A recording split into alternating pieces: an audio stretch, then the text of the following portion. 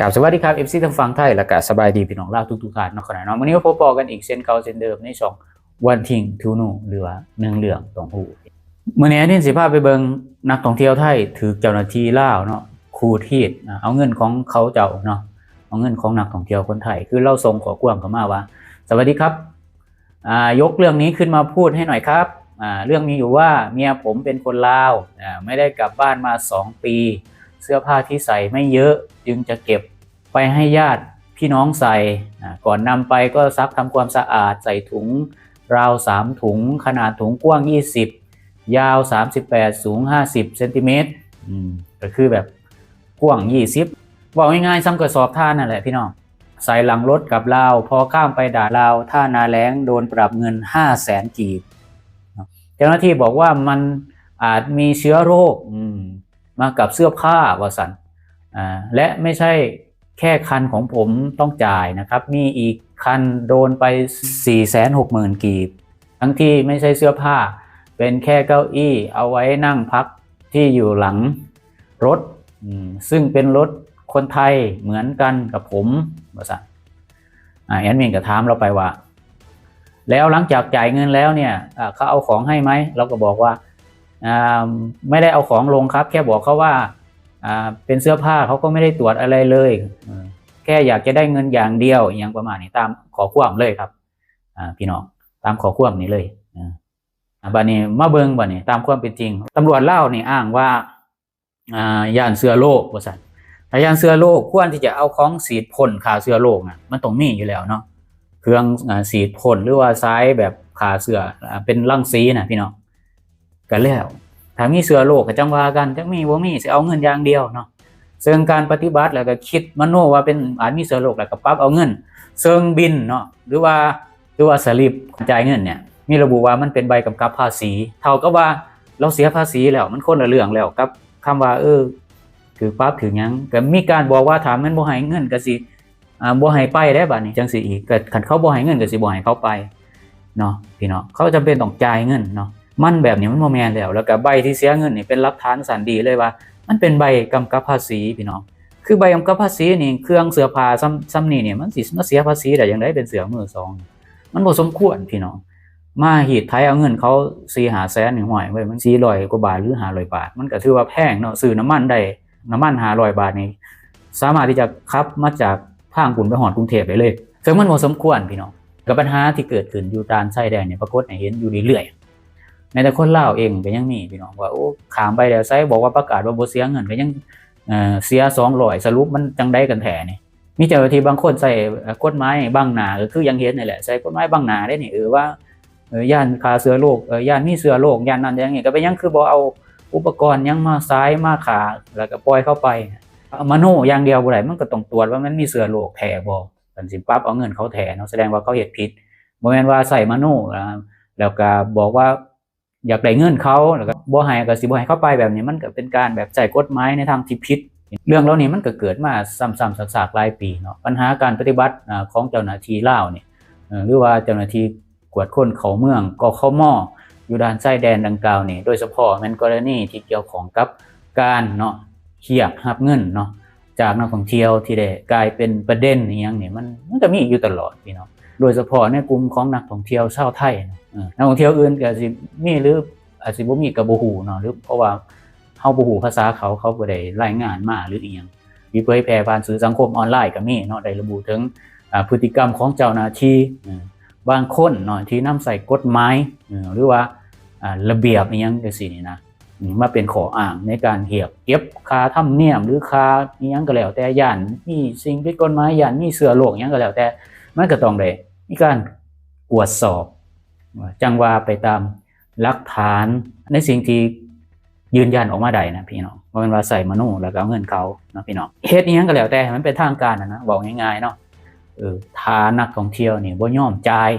ตามคำเรียกร้องหรืออาจจะมีการยึดของหรือสถานการณ์จังซี่นี่นะเกิดขึ้นเนี่ยกับนักท่องเที่ยวหรือนักท่องเที่ยวประเทศใดก็อย่าเนี่ยแล้วก็ผลกระทบที่เกิดขึ้นเนี่ยมันแสดงถึงภาพลักษณ์ของประเทศเนาะที่จะเสียหายและก็การกระทำของเจ้าหน้าที่เนาะเพียงแต่บ่พอเท่าใดคนเนี่ยบ่เพียงแต่เกิดเป็นประสบการณ์เนาะส่วนตัวของนักท่องเที่ยว ในแต่ละคนเท่านั้นเนาะแต่ก็ได้สร้างความเสียหายอย่างหายแห้งต่อภาพพจน์และก็ภาพลักษณ์ความน่าเชื่อถือของสปป.ลาวเองในเวทีการท่องเที่ยวระดับสากลอย่างบ่สามารถประเมินค่าได้ถือว่าเป็นการทำลายนะพี่น้องทำลายความเชื่อมั่นในสายตาของนักท่องเที่ยวนะแล้วก็ภาคส่วนที่รับผิดชอบหรือว่าองค์กรยังที่มีส่วนเกี่ยวข้องจะถูกเสื่อมโยงเนาะเข้ากับการสอดราดบังหลวงเลยถ้ามันเกิดเรื่องจังซี่เกิดขึ้นแล้วเนี่ยเขาสิคิดว่าเป็นการสอดราดบังหลวงทันทีเลยพี่น้องเนาะเฮ็ดให้ความรู้สึกเนาะที่ดีแล้วก็ความประทับใจต่อประเทศนั้นๆเนาะหายไปโดยสิ้นเชิงนักท่องเที่ยวที่พบประสบการณ์เนาะที่บ่ดีเนาะมักจะเล่าเรื่องต่อแล้วก็โพสต์วิจารณ์ในเวทีเนาะสื่อสังคมต่างๆเนี่ยซึ่งเนาะมีอิทธิพลสูงพี่น้องข้อมูลเราเนี่ยถูกแบ่งปันไปอย่างบ่องไว้พี่น้องเพราะว่ามันเป็นโลกโซเชียลแล้วก็เป็นวงกว้างเนาะความเสียหายเนาะเฮ็ดให้เกิดผลลบที่ฝังหักในภาพที่บ่ดีของประเทศเนาะซึ่งจะส่งผลให้จำนวนนักท่องเที่ยวนี่ลดลงก็เป็นได้ในระยะยาวเลยนะเพราะว่าโพสต์อีหยังก็แล้วแต่ที่เขาโพสต์ลงไปมันฝังในอินเทอร์เน็ตเวลาคนสิเข้าไปประเทศใดเขาก็ต้องหาข้อมูลว่ามันเป็นแนวใดเนาะสิ่งที่เกิดขึ้นเนี่ยแน่นอนเนาะขัดแย้งกับนโยบายของรัฐเองนั่นแหละคันสิเว้าแล้วเพราะมันเป็นภาพหลักของรัฐบาลลาวในการส่งเสริมการท่องเที่ยวให้เป็นแหล่งรายได้หลักพี่น้องเนาะของประเทศเนี่ยถือว่าประเทศลาวนี่ได้อันดับ1นี่ก็คือการท่องเที่ยวส่วนนั้นก็คือคนไทยเนาะที่เป็นนักท่องเที่ยวอันดับ1ของลาวและถ้าการพยายามเนาะแสดงออกถึงการต้อนรับที่อบอุ่นเนาะตามวิถีของชาวลาวทั่วไปตามท้องถิ่นต่างๆเนี่ยมันก็สิดีเด้อพี่น้องเสียงสะท้อนจากโลกโซเชียลเนี่ยที่สร้างความประทับใจ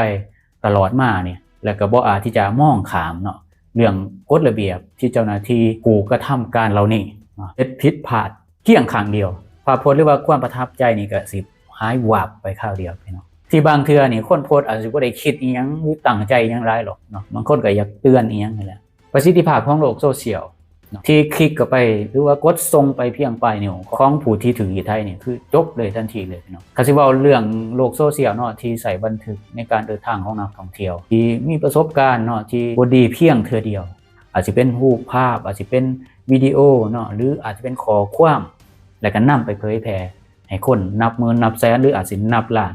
ได้เห็นภายในเวลาบ่พอเท่าใดนาทีประสบการณ์ที่ด่านชายแดนอีหยังที่มันเกิดขึ้นจังซี่บ่แม่นว่าผลกระทบมันสิเกิดเฉพาะตัวของเจ้าหน้าที่เพียงคนเดียวเนาะ